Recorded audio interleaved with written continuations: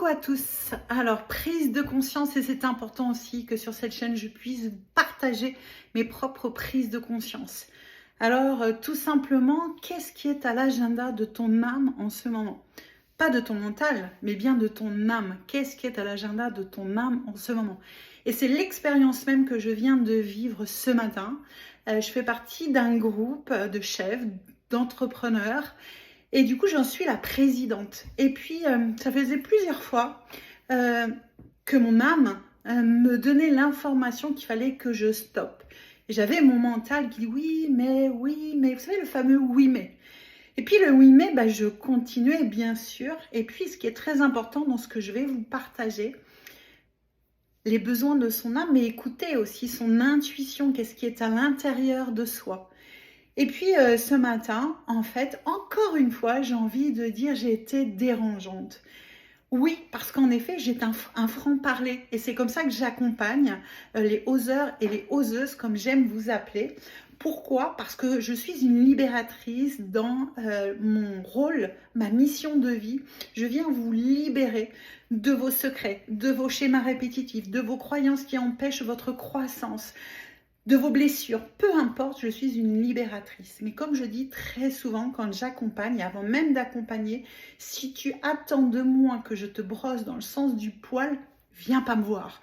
Parce que j'ai ce franc-parler qui rentre dedans et qui fait que justement ça te permet de te libérer. En revanche, quand je suis en société, j'ai aussi très souvent ce franc-parler. Et ce franc-parler, des fois, dérange. Et ce matin, j'ai vécu cette expérience.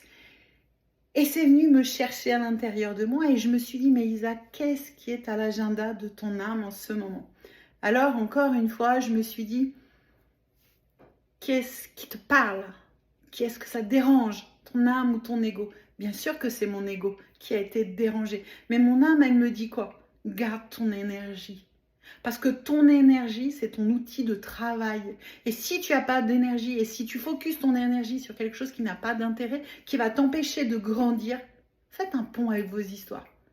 Viens remettre de l'ordre dans tout ça. Donc ce matin, j'ai pris la décision de quitter le groupe, en effet. Ils sont au courant, je leur ai envoyé un joli message rempli d'amour. Parce que c'est ma perception à moi, c'est ma vérité à moi et c'est surtout le besoin de mon âme en ce moment.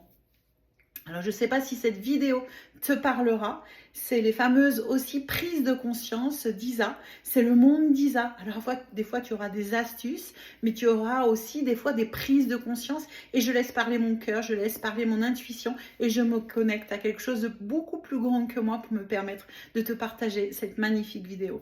En attendant, je te souhaite de bien écouter qu'est-ce qui est à l'agenda de ton âme.